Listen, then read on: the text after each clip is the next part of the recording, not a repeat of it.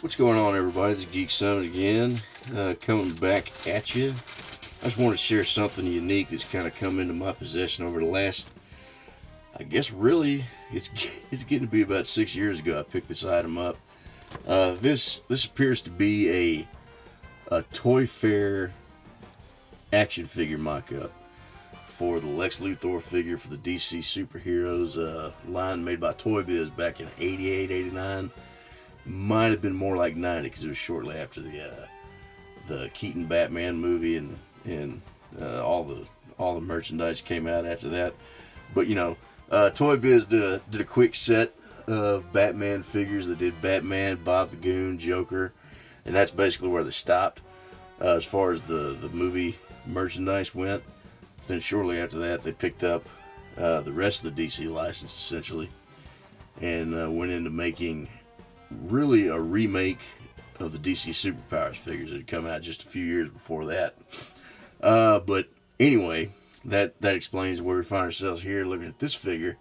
The figures that were used to market the ToyBiz DC Superheroes line were Superpowers figures. They were repainted, only slightly restyled for a couple of them.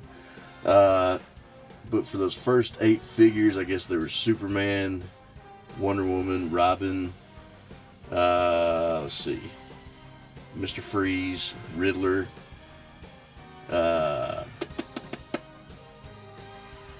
another few that are escaping me. But of course, Lex Luthor was in there.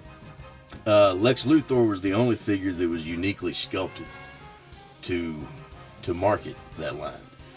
So what we have here is basically a very early copy, I suppose, of the original sculpt, because I got to imagine the original sculpt was done in wax, and then to present this figure for Toy Fair, they had to cast it into a more, paint-friendly, travel-friendly material. So this appears to be some kind of a lightweight resin.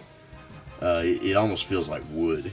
It almost feels like a tiny, very finely crafted wood figure, but I'm willing to bet this is resin. But here he is, and I had picked this figure up for a ridiculously low price because somebody was selling this from an estate sale online, and they just listed it as a opened DC Superpowers figure. But what I noticed when I saw this figure in the photographs was that head was very, very unique. Something was different about it. We got this this goofy guy in the final release, which I have to imagine was friendlier to the casting process. You might not be able to pick up the finer differences in the two heads besides the Gargamel eyebrows on this fella right here versus the really finely detailed pieces on the resin copy. Then also you notice the hands going from the production model to this prototype. There's a difference in the big chunky fist we have on Lex Luthor here. Again, from the casting process, I would imagine having a nice full-bodied result on both sides of the mold versus this really, really nicely sculpted left hand on this Lex Luthor. And then of course we have these nicely sculpted fingers, which aren't made to hold any kind of accessories, as was the ToyBiz, final production release. But essentially, what tipped me off, and this is once I got it in hand, I didn't really know all this before I got this delivered to me, was this, this figure is what was used to model the character on the back of the packaging.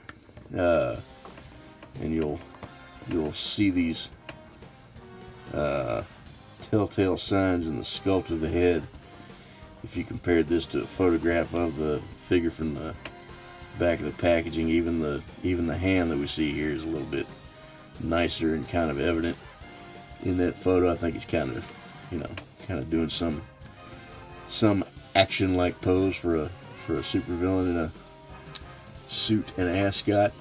But yeah, I mean, there's just some fine little details in here, like, there's a hem to the lapel of the jacket on both of these lapels here, and of course, just the overall presentation of the arms is just nicer, and obviously they set out to make it one way, and then when it came to the casting process and factory standards, whatnot, things had to be compromised, and so we got the much chunkier, much sillier looking Lex Luthor that we have here to the left. But a lot of the shapes remained pretty consistent. Things got retooled and reshaped. I suppose the 90-degree bend of this arm was less mold friendly than this one, or maybe somebody just preferred Lex Luthor to be hitting himself in the head with his action button, because that makes sense. But a very cool piece. And even cooler is the card art, which we're pretty familiar with from the actual retail line of DC Comics superheroes. But what you'll see in this mock-up, essentially, of the card art, is that the logo is hand-drawn and actually hand-colored, and these were called paste-ups, which is basically old-school graphic design where layouts were actually done in cut paper, pasted in place, and then Xeroxed as a hard copy or final copy, and then that's where your final product art came from.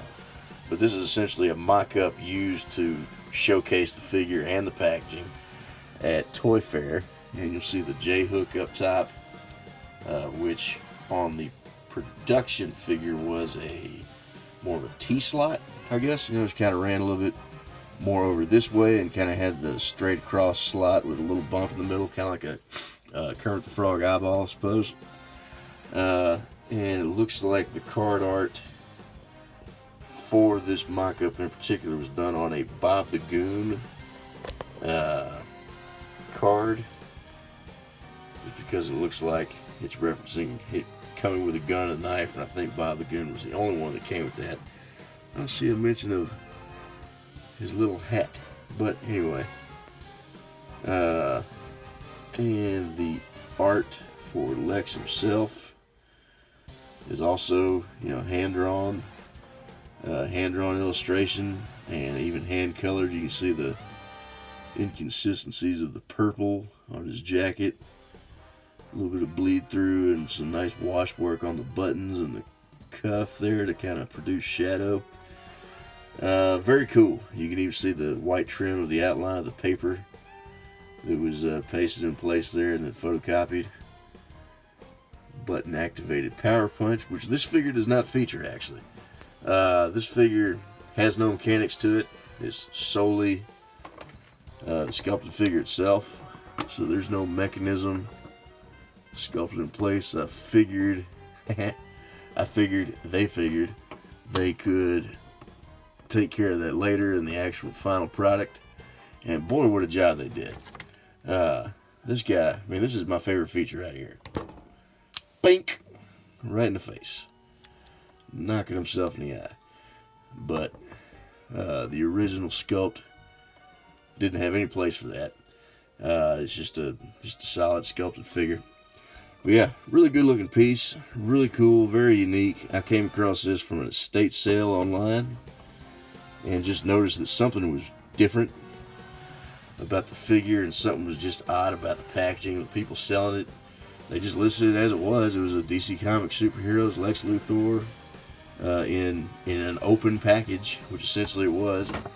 It came with this bubble that was originally stapled in place here in the proper area, and this tray is actually molded to fit what seems to be a superpower is Aquaman. He's the only figure that kind of had the straight down arms in that early line. And then the bubble itself, which was consistent with the ToyBiz bubbles that they used, fits right to it. So it looks like they kind of vacuum formed this around the superpowers figure, and then used their own shell that they were already using with the Batman figures to pop on top of that. So yeah, just a cool little piece. I want to share this with you folks out there. I would think that most of the folks that do end up falling into my rabbit hole are kind of DC centric, so I thought this would just be kind of cool to share. It's a cool little piece of my collection, and I just want to see what you guys thought about it. Thanks.